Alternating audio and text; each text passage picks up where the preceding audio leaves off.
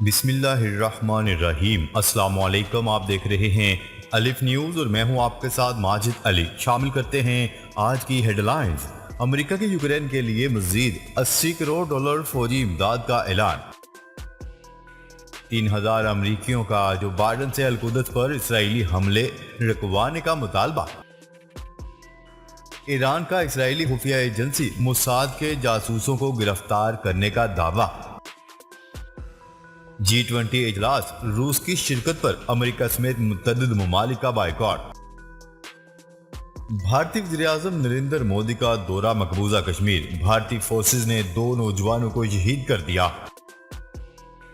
شمالی اور جنوبی کورین رہنماؤں کے درمیان خطوط کا تبادلہ، تعاون جاری رکھنے پر اتفاق۔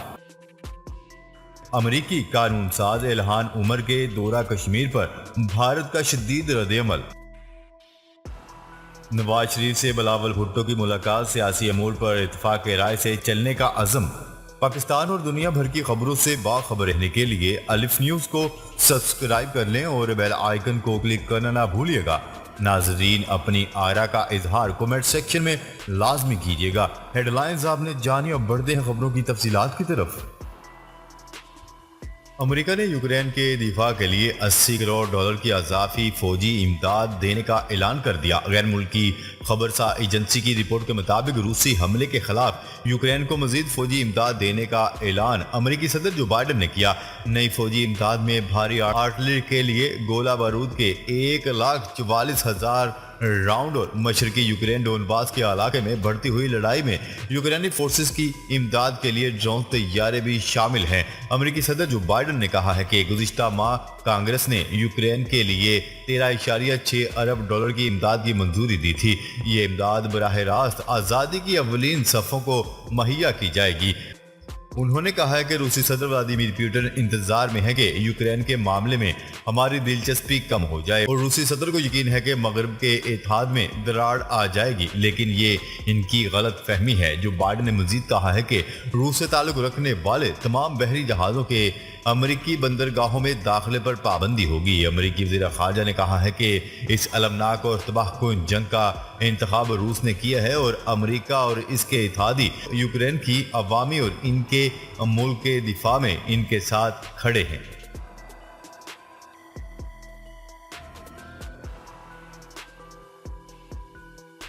خبر کے اگلے حصے میں بات کرتے ہیں۔ 3000 امریکیوں نے ایک پٹیشن پر دستخط کر دیے ہیں جس میں صدر جو بائیڈن سے مطالبہ کیا گیا ہے کہ وہ اسرائیل پر القدس شہر پر حملے روکے۔ فلسطینیوں کے حقوق کے تحفظ کی ضرورت اور تل ابیب کے لیے امریکی امداد پر شرائط عائد کرنے کا مطالبہ کیا گیا ہے۔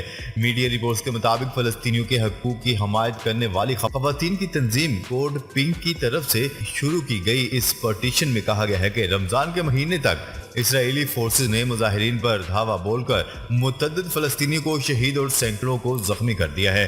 مسجد اقصی میں نمازیوں کو بار بار زد و کوب کیا جا رہا ہے اور انہیں عبادت کے حق سے روکا گیا ہے۔ مظاہرین اور نمازیوں پر آنسو گیس اور صوتی بم برسائے اور سینکڑوں کو گرفتار کیا گیا۔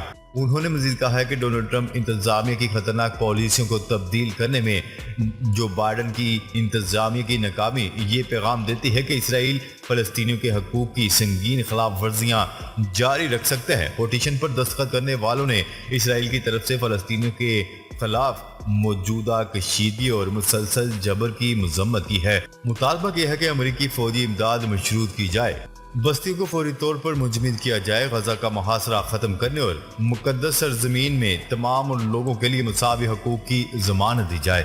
انہوں نے زور دیتے ہوئے کہا ہے کہ یہودی بستیاں جنگی جرائم کے مترادف ہیں، بین الاقوامی قانون کے تحت انہیں ختم کیا جانا چاہیے۔ پٹیشن میں کہا گیا ہے کہ اسرائیل یہودی کالونیوں کی آڑ میں فلسطینیوں کی زمینیں ان سے چھین رہا ہے۔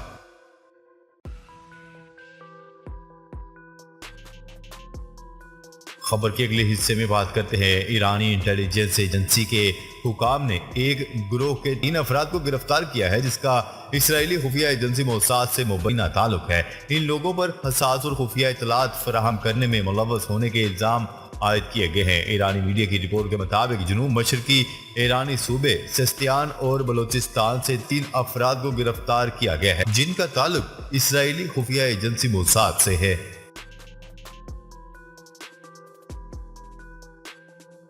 خبر کے اگلے حصے میں بات کرتے ہیں G20 اجلاس، روس کی شرکت پر امریکہ سمیت متعدد ممالک کا بائیکاٹ۔ G20 ممالک کے اجلاس میں روس کی شرکت پر دیگر ممالک نے واک آؤٹ کر دیا۔ غیر ملکی میڈیا کی رپورٹ کے مطابق واشنگٹن ڈی سی میں ہونے والے G20 ممالک کے اجلاس میں روس کی شرکت پر امریکہ، کینیڈا اور برطانیہ کے حکام نے یوکرین پر مسلسل روسی حملے کے خلاف احتجاجاً اجلاس سے واک آؤٹ کر دیا۔ اس حوالے سے برطانوی وزیر خزانہ کا کہنا تھا کہ G20 ممالک کے اجلاس میں روسی وفد کی جانب سے بات چیت کا آغاز کرنے پر امریکہ، برطانیہ اور کینیڈا نے اجلاس سے واک آؤٹ کیا ہے، جو یوکرین پر روس کی مسلسل جارحیت کے خلاف ان ممالک کا احتجاج ہے۔ انہوں نے مزید کہا ہے کہ یوکرین کے خلاف روسی جارحیت کی مذمت کے لیے ہم متحد ہیں اور اس معاملے پر روس کو سزا دلوانے کے لیے مضبوط طریقے سے عالمی سطح پر تعاون کریں گے۔ میڈیا رپورٹس کے مطابق G20 ممالک کا یہ اجلاس معیشت کے حوالے سے تھا، جس میں اعلیٰ معاشی حکام موجود تھے، جبکہ یوکرینی حکام نے بھی اس اجلاس سے واک آؤٹ کر دیا۔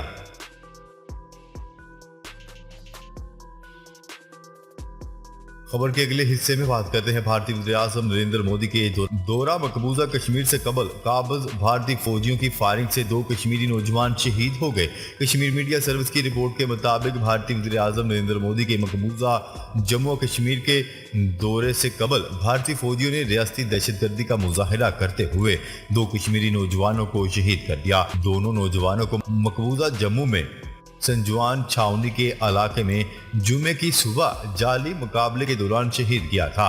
قابض بھارتی فورسز نے شہید نوجوانوں پر الزام عائد کیا تھا کہ وہ دہشت گردی کی وارداتوں میں ملوث تھے، جبکہ فائرنگ کے بعد بھارتی فورسز نے مختلف علاقوں میں چھاپے اور ناکہ بندی کے دوران متعدد نوجوانوں کو گرفتار کر لیا۔ کشمیریوں کو مسجد میں نماز جمعہ کی ادائیگی سے بھی روک دیا گیا۔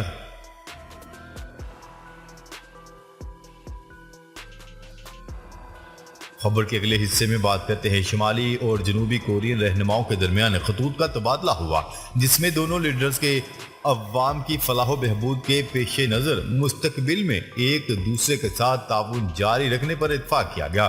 کبھی ایٹمی جنگ کی دھمکیاں تو کبھی دوستی بھرے خطوط کا تبادلہ۔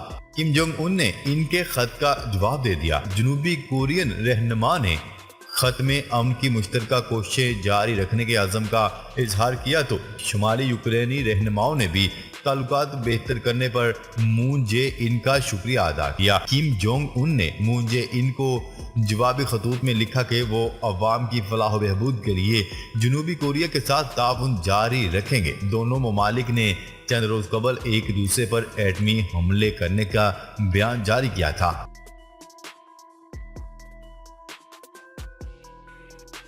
خبر کے اگلے حصے میں بات کرتے ہیں بھارت نے کانگریس کی رکن الہان عمر کے پاکستان کے زیر انتظام کشمیر کے دورے کو تنگ نظر سیاست قرار دے دیا۔ الہان پاکستان کے 4 روزہ دورے پر ہیں، جہاں انہوں نے وزیر اعظم شہباز شریف اور سابق وزیر اعظم عمران خان سے ملاقات کی۔ امریکہ کی معروف قانون ساز الہان عمر نے جمعرات کے روز پاکستان کے زیر انتظام کشمیر کا دورہ کیا تھا۔ اس متنازع علاقے میں کسی امریکی قانون ساز کا اس انداز کا یہ ایک غیر معمولی دورہ تھا، جس پر بھارت نے شدید رد عمل کا اظہار کرتے ہوئے اس کی سخت الفاظ میں مذمت کی ہے۔